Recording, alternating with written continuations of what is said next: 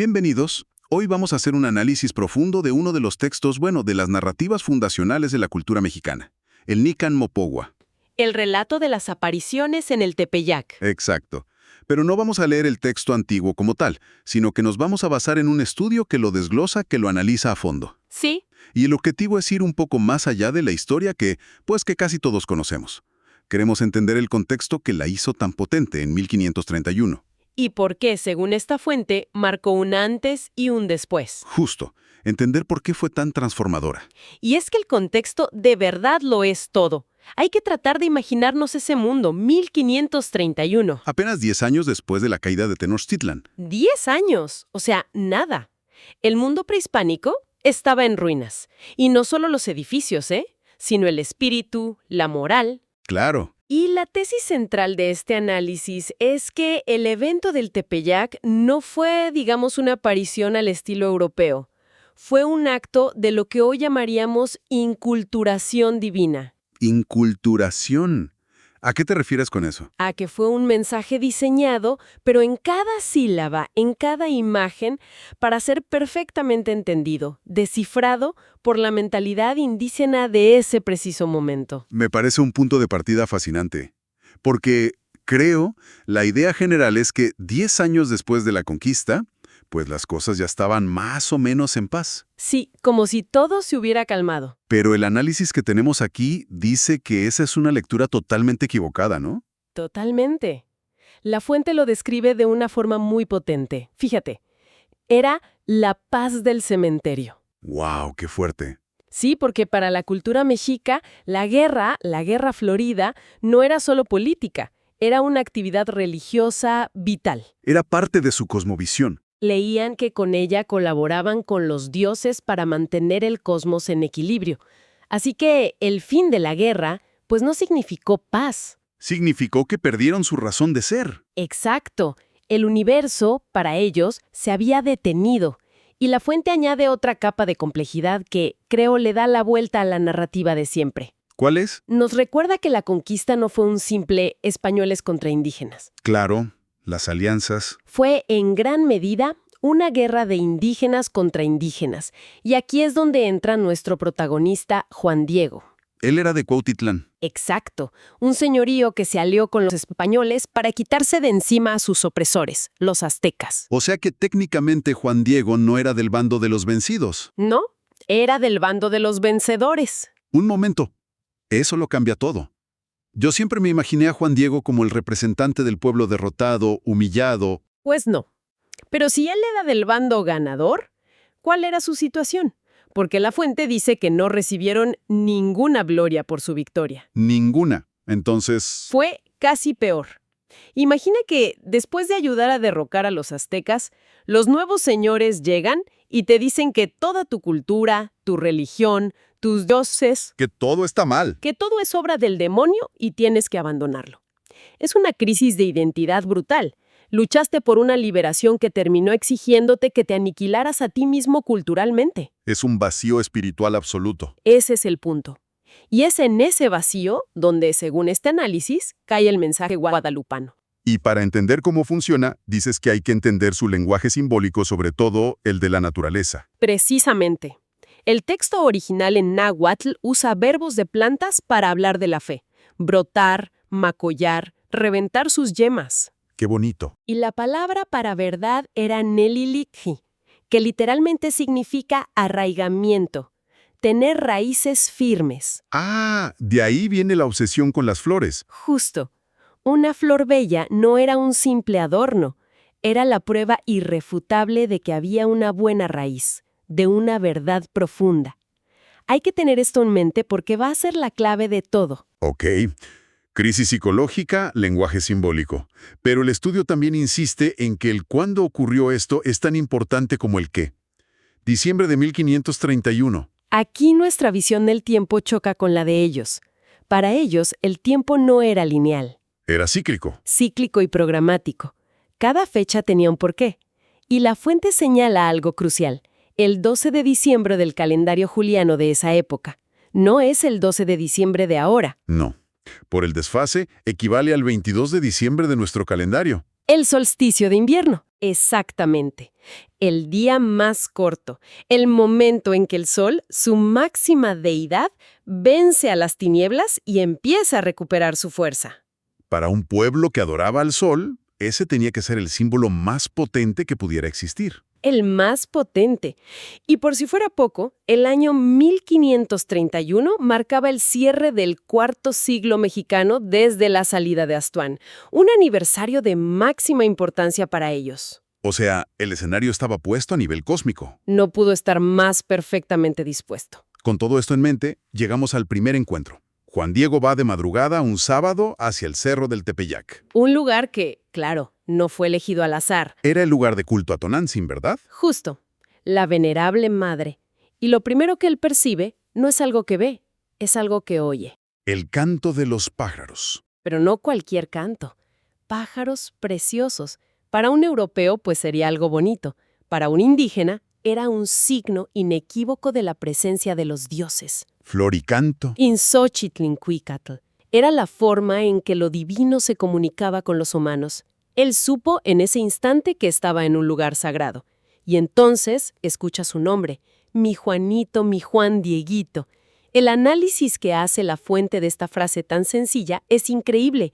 Es que cada sílaba tiene un peso. La terminación náhuatl, sin, no es solo nuestro hito. No es un simple diminutivo. No, es un reverencial. Es como decir, mi venerable llamado Juan. Y al usar su nombre cristiano, Juan, y no el indígena, Cuauhtlatoatzin. exacto, quien le habla se está identificando de inmediato como cristiana. Es un saludo que une ternura, respeto y una identidad clarísima. Ahora, el hecho de que sea una mujer la mensajera, ¿eso cómo se leía en esa época? Porque en la cristiandad del siglo XVI, pues no era lo normal. Para nada. En Europa era impensable. Pero en la sociedad prehispánica, la figura de la madre tenía una autoridad moral y social enorme. Era tierna, pero también exigente. Que el mensaje viniera de una figura materna le daba un sello de autoridad que entendían a la perfección. De acuerdo. Y entonces viene el mensaje. ¿Cómo se presenta ella? ¿Qué es lo que pide? Se presenta como la madre del verdaderísimo Dios, pero lo fascinante es que para describirlo usa los nombres filosóficos que los sabios nahuas usaron por siglos, Ipalnemojuani, aquel por quien se vive, Tloquenahuaque, dueño del cerca y del junto. Es un golpe de genio teológico. Le está diciendo, ese Dios del que te hablan los frailes no es un Dios extranjero, es el mismo que tus antepasados buscaban. Valida su búsqueda espiritual, no la borra, es continuidad. Exacto, no ruptura. Y lo que pide es un templecito, una casita sagrada. Que no es cualquier cosa. ¿No? Para los mexicanos, una nación era su templo. Con sus templos destruidos, la nación había dejado de existir. Pedir un nuevo templo era proponer el resurgimiento de la nación. Y además con un mensaje de unidad. Radicalmente nuevo. Soy madre, tuya y de todas las gentes que aquí en esta tierra están en uno. Era una exigencia de hermandad entre tribus enemigas y también con los españoles.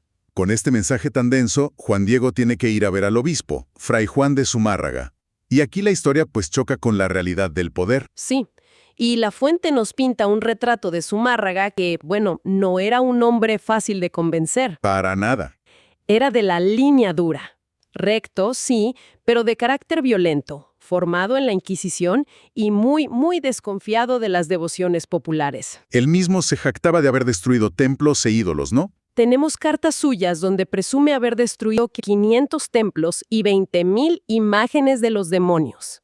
Era un erradicador. O sea que, para un hombre así, que llegue un indígena a decirle que la Madre de Dios quiere un templo justo en el cerro de la diosa madre pagana. Era una trampa del demonio para reintroducir el culto a Tonantzin. Por eso, como era de esperarse, el primer encuentro es un fracaso total. Lo escucha y lo despide. Con frialdad. Y Juan Diego sale abatido de tristeza, dice el texto. Y en la segunda aparición su reacción es muy humana. Le pide a la Virgen que elija a otro. Sí, le dice que él no vale nada. Usa unas palabras fascinantes. Soy Mecapal, soy Cacaxtle, soy Cola, soy Ala. Soy un cargador. Soy la última pieza. Y esto podría sonar a falsa humildad, pero la fuente explica que es un ejemplo de pura etiqueta indígena. Era costumbre mostrarse indigno antes de aceptar un cargo importante. Como una muestra de prudencia. Y de respeto. Pero la respuesta de ella es inflexible, ¿cierto? Contundente. Le dice, es indispensable que seas precisamente tú. Y aquí, según el análisis, está el núcleo del plan. La evangelización de México debía ser obra de los propios mexicanos, no una imposición. Así que vuelve a ver al obispo. ¿Y qué pasa en este segundo encuentro? Zumárraga, ahora más intrigado, lo somete a un interrogatorio de inquisidor. Pero a pesar de las respuestas de Juan Diego, pues el obispo hace lo correcto como autoridad. No puede actuar solo con un testimonio. Exacto, y le pide una señal, una prueba tangible. Y lo que impacta a Zumárraga es la reacción de Juan Diego. Acepta con una naturalidad que casi lo desarma. No duda ni un segundo. Y esta certeza lleva al obispo a tomar una medida extra. Manda a sus criados a que lo sigan en secreto. Y aquí la cosa se pone más tensa. Sí, porque lo siguen, pero al llegar a un puente cerca del Tepeyac, simplemente lo pierden de vista. Desaparece. Desaparece. Y los criados, pues frustrados y humillados, regresan furiosos y le dicen al obispo que todo es un engaño, que Juan Diego es un farsante. Justo cuando parece que va a llegar la prueba, todo se viene abajo. Y entonces la trama da un giro muy personal. Su tío enferma de muerte. Sí, Juan Bernardino. Y en la cultura náhuatl, el tío paterno era una figura de autoridad casi como el padre. El tío, sintiéndose morir, le pide que vaya por un sacerdote. Y esto muestra la madurez de su fe. Totalmente. Antepone el bienestar espiritual de su tío a su cita con la reina del cielo. Y decide rodear el cerro para no encontrársela. La fuente aquí hace una observación cultural brillante. Dice que no lo hace por rebelde. No, en absoluto. Lo hace por una exquisita cortesía muy mexicana. ¿Cómo es eso? Sabe que si se le encuentra, va a tener que darle una negativa. Y darle una negativa directa a una figura de esa autoridad sería una grosería terrible. Para evitar esa descortesía, intenta esquivarla. Pero ella le sale al paso. Y es aquí donde le dice esas palabras que son, quizá, el corazón de todo el relato. Las palabras que se han vuelto un pilar de la identidad mexicana. ¿Acaso no estoy yo aquí? ¿Yo, que tengo el honor de ser tu madre? ¿No estás por ventura en mi regazo? ¿Acaso no soy yo la fuente de tu alegría? Y después de ese consuelo, le da la certeza que lo libera. Te doy la plena seguridad de que ya sanó. Ya tranquilo, está listo para la misión. Y ella le dice que suba a la cumbre a recoger la señal. Y la señal son... Flores, que a nosotros nos suena muy poético. Pero como ya explicaste, para un indígena de 1531 era la prueba definitiva. Flor, como dijimos, es la evidencia de la verdad, de la buena raíz. El gran sueño de los sabios nahuas era poder tocar las flores del paraíso, las que no se marchitan. Y Juan Diego es el primero en hacerlo. El primero. Y lo hace en la cumbre de un cerro rocoso en diciembre, cuando el texto dice que el hielo lo devora y aniquila todo. Para cualquiera de la época indígena o español, eso era un milagro innegable. Llega al palacio del obispo con las flores en su tilma. Y los criados, otra vez, lo tratan mal. Pero esta vez, al intentar quitarle las flores, ocurre algo sobrenatural. ¿Qué pasa? El texto dice que intentan agarrarlas, pero no pueden. Las ven como si estuvieran pintadas o bordadas en la tilma. Este detalle es crucial. ¿Por qué? Porque confirman la orden de que solo exclusivamente frente al obispo debía desplegar su manto. Inviste al obispo de una autoridad sagrada que hasta sus criados deben respetar. Y así llegamos al clímax. Juan Diego, frente a Zumárraga, despliega su tilma. Caen las flores. Y en el ayate aparece la imagen. Una fusión, dice la fuente, de la persona, la tilma y el mensaje, la imagen. Un códice perfecto para un pueblo que leía imágenes. Hay que leerla como un códice entonces. Exacto. Y lo primero que salta a la vista es el rostro. Es inconfundiblemente mestizo. Y eso en 1531. Era un mensaje potentísimo. Con el grave problema social de los niños mestizos, abandonados por todos, que la Madre de Dios apareciera con ese rostro, era una reivindicación teológica y social brutal. Estaba diciendo que esa nueva raza era preciosa a los ojos de Dios. Precisamente. Y su postura, esa rodilla un poco flexionada. No está quieta. No, es un paso de danza, masegualistli. La danza para ellos era la forma más elevada de oración. Y toda la imagen Es una síntesis, una mezcla de arte europeo e indígena. Totalmente.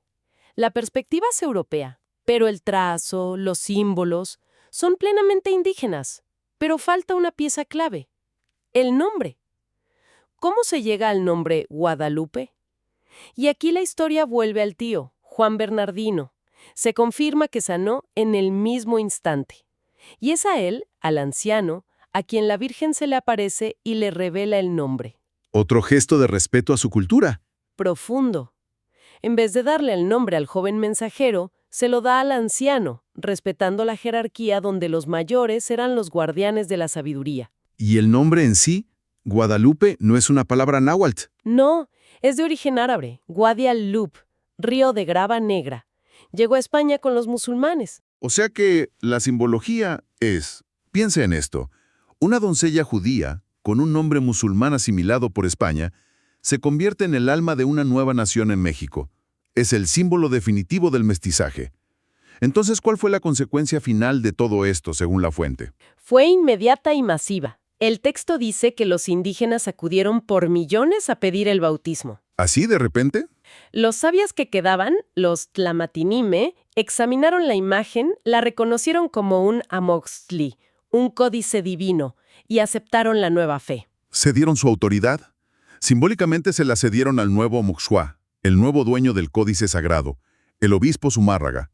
Entonces, si lo resumimos, el argumento central es que el evento guadalupano no fue una imposición, ni mucho menos.